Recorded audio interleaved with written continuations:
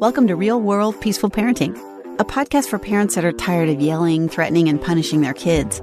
Join mom and master certified parent coach Lisa Smith as she gives you actionable, step-by-step strategies that'll help you transform your household from chaos to cooperation. Let's dive in. Welcome to today's episode. In keeping with this year's theme of 2024, the year of self-regulation, today I want to take you into a deep dive into a crucial skill for effective communication with our children. By the way, this also works with partners, bosses, employees, mothers, mother-in-laws, sisters, friends, coworkers, and the neighbor next door. Today, I'm going to take you into the art of pausing and responding with a panel of parents who happen to also be Hive members and some amazing human beings. And they've been where you are right now. They understand the journey of working into pause and respond. Now, let me set the stage before I welcome our guests. As parents, we've all been there, right? Faced with a situation where our immediate reaction might not be the most productive. Maybe it's a tantrum, a power struggle with your kid, a disagreement with your teenager, sibling fighting, or a moment of honest to goodness, pure defiance. Can you feel me? I know I've been there. And I know in these moments, your instinct, your urge might be to react impulsively, to react rather than respond. I know it. It happens. It becomes a habit. Maybe it's the household you grew up in. Maybe it's the way you've always operated. But what if you could learn to take a pause and respond thoughtfully in a productive way, pause and respond rather than react? Let me just tell you, I want that for you, and I want that for your kids. And today, with the help of Kate, Dina, and Neil, who are all Hive members and parents and have been on the podcast before, today the four of us are going to explore how the skill of pause and respond can completely transform your connection and your interaction with your kids. Let me say that again. The goal of today's episode is to explore how the skill, and I need you to hear that word, the skill of pause and respond can transform your interaction with your children and create deep connection. And it's like any other skill. It's something that can be learned and perfected over time. So welcome, Dina, Kate, and Neil. Thank you so much for being here today. You're welcome. Awesome. So as Hive members, I've been talking a lot lately. We've been coaching around, talking about and digging into how pause and respond is really a skill. And I think that when people first join the Hive, they come in wanting to be able to pause and respond rather than react. But I think they think it's like innate, or you're born with it, or it's something either you've got or you don't. But one of the things we've been talking about is how it's really a learned skill, much like riding a bike, right? So Dina, start us off and tell us about your transformation, where you started and where you're at now with the skill of pause and respond. Thanks for having me, Lisa. And to the listener, yes, it is a skill. I'm still on my journey of perfecting this skill or getting much better. I still struggle at times. One of my strong-willed daughter, who's 9.5, her initial reaction to everything is no, like even still at 9.5. And that is one thing that can highly trigger me. And in the past, I would just turn around and have something come out of my mouth, depending on whatever the situation was. A reaction, now, right? You would turn around and you would react to the no. Yep. And something would come out. What do you mean no? What did you just say? Like any of that reaction and response would come out. Now I expect the no to come out, and I kind of look at her, take a deep breath, and say, okay, I need a minute. Let's talk about this. So there's that slight pause that I'm not reacting to her no, and that I'm just acknowledging that's her initial response, and she's entitled to her response, but I'm giving it a moment to set it up for a better conversation versus a power struggle that we'll start to get into because I'm reacting to what she's saying. Yeah, that's great. That's great. Kate, tell us about your experience, and also if you could comment on how you see that reacting was a skill, just like pausing and responding is a skill. Lisa, it's like you almost read my mind. So my childhood kind of popped into my head, and reactivity is a skill that I learned from my parents and other adults that I was around. And so I've told myself this for a while, but I'm in the process of changing this thought of that the reactionary part of me is hardwired into me. But I don't necessarily fully believe that anymore, because I am slowly over time perfecting the skill of pausing. For me, pausing looks like taking a very deep breath in. Occasionally, I have to walk away. And one tried and true method that I have found so that I don't snap and snarl is that I will say, "Excuse me for a moment. I have to go to the bathroom," because nobody's going to argue with you when you need to use the restroom. And I will go in and I will take a few deep breaths. And I tell myself, my child is not a lion. I'm not going to be eaten. And then I'm able to gather myself and go deal with whatever the situation is at hand. That's beautiful, Kate. Thank you for sharing that. That's wonderful. Neil, tell us about your journey from the skill of react to pause and respond.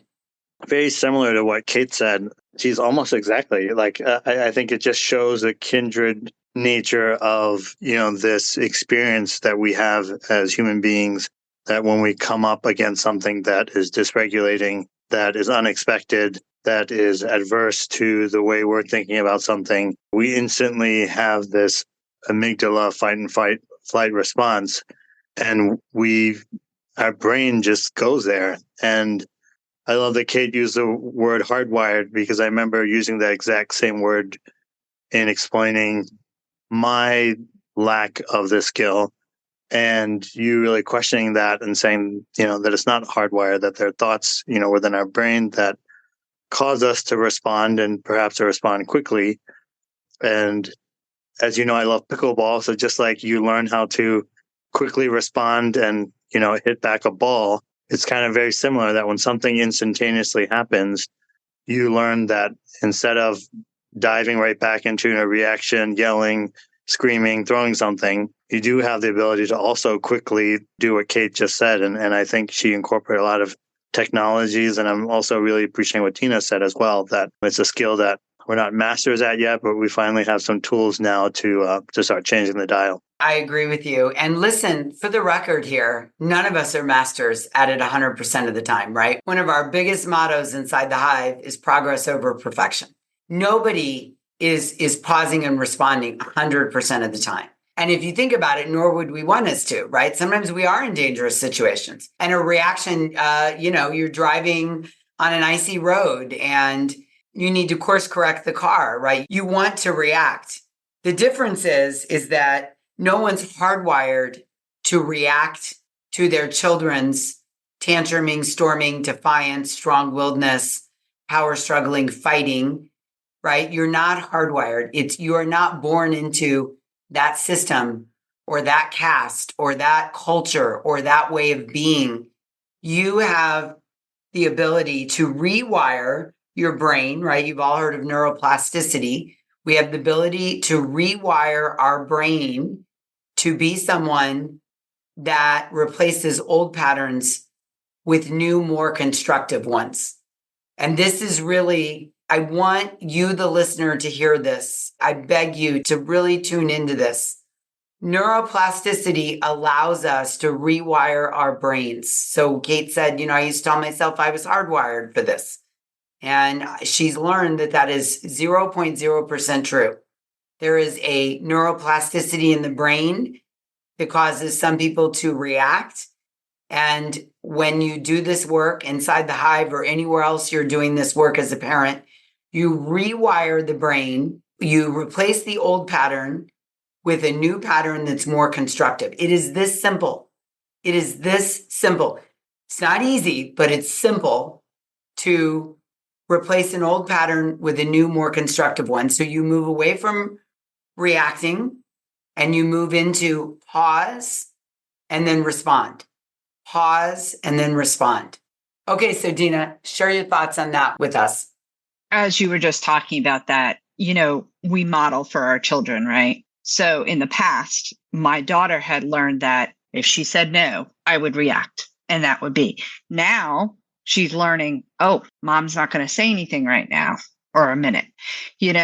I can totally see our communication change. She has her reaction, but now she knows that I'm going to take a pause before I respond to her.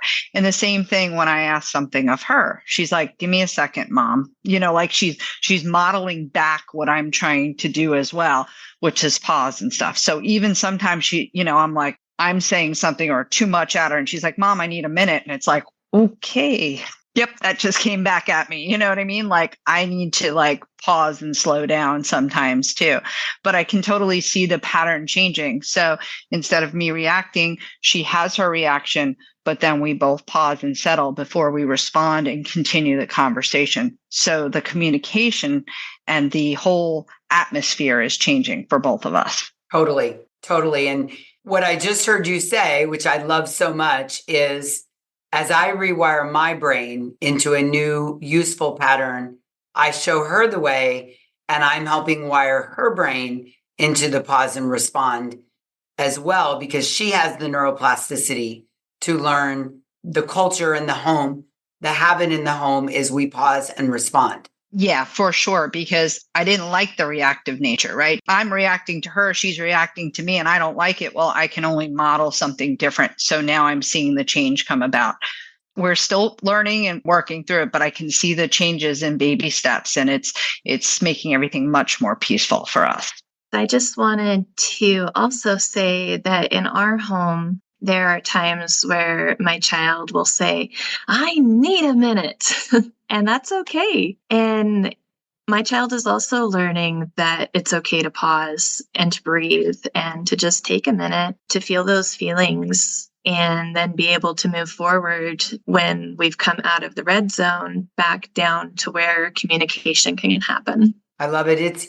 It sets the tone, right? You're building the skill. And the beauty of this is, and Neil, I want to hear your take on this. The beauty of this is that think of all the years your kids will have, the hours of practice they will have in building the skill of pause and respond by starting this out in their childhood rather than them having to wait until adulthood. Yeah. And something with both Dina and Kate said, I think what I love hearing is that how it's changing the culture for their kids. I have a 2 and 4-year-old, and sometimes they don't even have, the language to express their feelings or even to understand that, hey, I have a different option than smacking my brother to get attention. And it's a learning process. We've had coaching calls, together about it's not going to happen overnight, especially with the 2 and 4-year-old. Their brains are developing. They, you wouldn't expect an infant to pause and respond when they would need milk. And so our kids are maturing.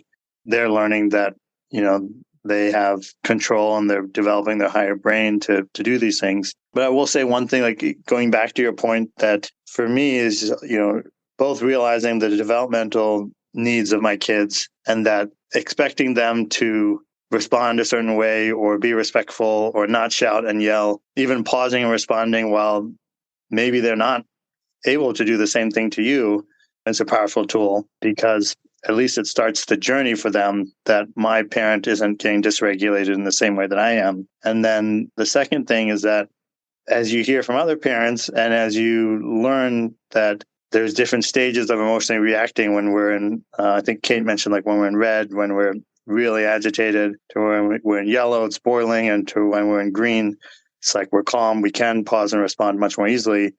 Simply having that awareness, even when you are dysregulated and not pausing and responding, at least your higher brain is saying, hey, you remember that pause and respond? Yeah. Just think about that, for a second. And maybe it gives you that Because before, when you believe that you're hardwired, there's not even a realization that you can pause and respond. Yeah. There's low awareness, right? I mean, I will confess this. Yeah, I've been doing this a long time, right? I'm 15 years into pause and respond. And even now, when I react, which isn't really very often, but when I do, I know what I'm doing. I may choose to react, right? I may, but I have an awareness that you're speaking about, Neil. And in the higher part of my brain, I know I am making the decision to do that. And that pause, it's so valuable. I mean, I really believe that if every human being walking the earth had the ability to pause and respond, we would be living on our earth would look very different. You know, we have a lot of tools today that lead to that impulsivity and that reaction, right? Rather than pause and respond. So yes, awareness is really how you get started on this path. Awareness. It's saying to yourself, listener, like Dina and Kate and Neil have had the transition, it's saying, okay, I have the skill of reacting right now, and I want to replace that with the skill of pause and respond. I want you to think about this like learning to ride a bike. Do you remember it? I sure do. You know, when you start to ride a bike at any age, I don't care what age you are when you learn to ride a bike, at first it feels wobbly and uncertain, right? Like, oh, I don't. And then with practice, it literally becomes second nature. And, you know, by honing your ability to pause and respond, by practicing it over and over and over again, you get better and better and better at it. So one of my goals in today's episode and the impetus for inviting Dina, Kate, and Neil here is for you to see what's possible for you, no matter where you're starting, no matter how reactive you are right now as a parent, no matter how frustrated and angry and low in patience and you get with your children. I want you to see what's possible. All three of these parents, well, myself included, so all four of us started out in very reactive mode for a variety of reasons. And why you are a reactive parent really doesn't matter. The genesis of it does not matter. What matters is that you say to yourself, this is a skill. I have right now have the skill of reacting, and I can replace that with the skill of pause and respond. It's totally possible. You just get on the bike and you wobble and you practice, you learn how to brake, you learn how to steer. And before you know it, you're gliding down the road standing up or look at me, I'm hands-free, right? And you get there through practice of the skill. And it's so important to me, listener, that you hear this as a skill. And I want to invite you guys to comment on that, right? It really solidified for you when you saw it as a skill, not an innate talent or an inherited trait. Yeah, like anything, a lot of things that we talk about in the Hive, it's a skill or a tool I put in my toolbox. Well, you have to learn to use a tool. You have to practice at a skill before you fine tune it. And, reactive was a skill, right? I call it another way to be able to hone this skill for me is reflective. When I do react, well, I go back and go, okay, why did I react? What was going on? Why didn't I pause? And for me, that's self-learning, right? So that next time I can apply the pause in a similar situation. But for sure, I don't beat myself up. I don't get upset. It's a skill. I'm still practicing and the journey's going to continue every day. And every opportunity I have is just another chance for me to hone into that skill more. I love what you said, Dina, and especially what you set the foundation for, Lisa, in terms of a skill versus having an inherent trait. Because if you believe you have an inherent trait to be reactive, it creates this low self-worth that you inherently are flawed. And so you're not capable of pausing and reacting. Versus if you believe it's a skill, then you can do it, but it just takes time and effort, like riding a bike. And what Dina mentioned about kind of doing like an after action review is like saying, like, it's even more powerful because instead of saying I'm flawed, I can't pause and respond, this is the way I grew up, this is the way my parents ingrained this in me, this is a trait that I'll never be able to overcome. If you start saying, not only can I learn pause and respond and react, but I can, even without anybody else's input, I can almost pause and respond to myself after an instance, like Dina's mentioning, and say, oh, well, like what happened? Like, was I hungry? Was I tired? Was I overworked? Was my child having a bad day and that set me off? Like, I think starting to adopt that mindset both changes your self-worth as well as your ability to get better on your own. Yes, well said. And I know a lot of listeners are going to really have a light bulb moment from what you just shared, Neil. And to take it a step further, when you realize it's a skill like riding a bike, I mean, listen, we all fall off our bike once in a while. It happens, right? It happens. You have a little bike accident, you're not paying attention, you hit a bump. Even as an adult, occasionally you fall off your bike. And just like the bike analogy, if you have a reactive moment, you just dust yourself off, get back on the bike, and keep working on the skill of pause and respond, right? We're all going to fall off the bike once in a while, and it happens. And I think if you believe that this is just the way I am, to use Kate's word, hardwired, then you don't want to work on this. It's like you're doomed to be this way. And then you model that for your children, and then you've got a reactive parent and a reactive child together. And, when you've got a reactive storming parent meets a storming child, there's going to be an explosion 100% of the time. Tell us your thoughts on that, Kate. Yes, I completely agree with that. I've been on this journey for about 4 years, and there are still times where I will get caught with my guard down and I have a bike wreck, so to speak. And I have had to work really hard on not beating myself up for those oopses, those accidents. When I do have those moments, when I catch myself, I will walk away from the situation so that everybody can take a deep breath and just have some air to feel their feelings. And then I focus really hard on repair and recovery. But like you said, this is a skill. We're constantly building that muscle. Yes, I love it. I love it. Okay, so let's talk about this, a total twist now. And the last thing I want to talk about before we wrap up. And here's what I know for sure. After almost, greater than 15 years of being a parent coach and working with families around the world, when we pause and respond to our children rather than react, we signal to them that their feelings and experiences are important and valued. They have a sense of validation and security, and this simple act of validation can prevent escalations and really help dissipate often feelings of rage, anger, frustration, and disappointment they may be experiencing. So I really think about pause and respond as like an investment that keeps paying off in multiple ways, right? You're calm, you use your higher brain, you model it for your children, they learn it. But in addition to all of that, your children have a greater opportunity of connection and to feel validated and secure, which we know is important when you choose to build the skill of pause and respond rather than react. Dina, tell us your thoughts on that. Yeah, absolutely, for sure. The communication changes so much when your child comes to you and they've had a reactive moment or something and they can pause and now they understand that you hear them and that you can validate more their feelings and you're coming to a place together versus like butting heads. So for sure, the pause in both situations helps with bringing, the communication together and the connection together.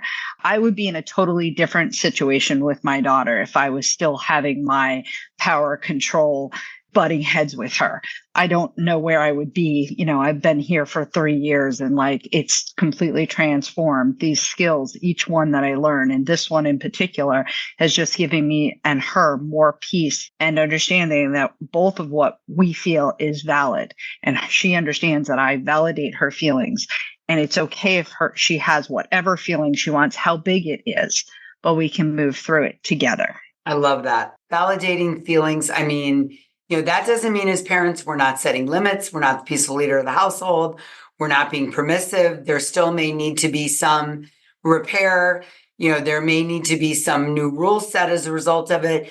But in the midst of all of that, you're a human being as my child, and I can still take a moment to pause and validate your feelings and your experience for you and not take the situation personally. And the pause and respond invites all of that. Even listener, if you don't have that right now and you want that, the pause and respond is the step one in the roadmap to getting to the validation of the feelings and the connection, right, Neil? Yeah, because when you validate, it almost creates that space where you might not have the immediate answer, or you might not even have a clear understanding of what's going on, but at least putting the other person's feelings first and foremost and trying to understand their point of view helps regulate yourself as well as give you a sense of the best way to respond rather than just being so caught up in your version of what happened, why it happened, and how it makes you feel. I love that. All right, Kate, share with us your experience in this area, how using the pause and respond and thus the validation of your son's experience contributes to de-escalating and potentially dissipating some of the big feelings that come up, like frustration, like anger, like resentment, like rage in these little humans. Yeah, so my son has struggled with very big feelings. We have discovered lately that we're working with some different diagnoses, such as ADHD and autism and a few others. And taking a pause and respond approach to him, and then also listening to those big feelings. However they come out, they're messy, they can sting a little bit occasionally, but when I take the time to listen and deep dive down under the behaviors to the feelings and needs, our home has become so harmonious now that it is a driving force to continue being a member of the Hive, continue working my butt off to change the things that I was taught as a child, to also change future generations. Because with this work, we're not only affecting our children, we are affecting our grandchildren, our great-grandchildren, and our great-great-grandchildren. And I hope and pray that our kids carry this forward with them and change the world with this. I know we're all giving Kate the heart sign right now. I mean, we're just going to drop the mic right there because that's beautiful. Thank you guys. Thank you all. Thank you, Dina. Thank you, Neil. Thank you, Kate. Thank you, listener. Together, we can build the skill of pause and respond and leave the skill of being reactive behind. And listen, I can't help but extend the invitation to you personally. If you like what you heard today and you want to be in community with these amazing parents and you want some help and support to build the skill of pause and respond, the Hive is your place and we are your people. I want you to hear this as my personal invitation to you to come and join us right now. Don't wait. Don't wait another moment. Come and be part of the growing movement of parents building the skill of pause and respond. Thanks for tuning in today. And remember, a moment of pause can lead to a lifetime of connection. So good, right? Okay, until we meet again, I'm wishing you peaceful parenting. Thanks for listening to Real World Peaceful Parenting. If you want more info on how you can transform your parenting, visit thepeacefulparent.com. See you soon.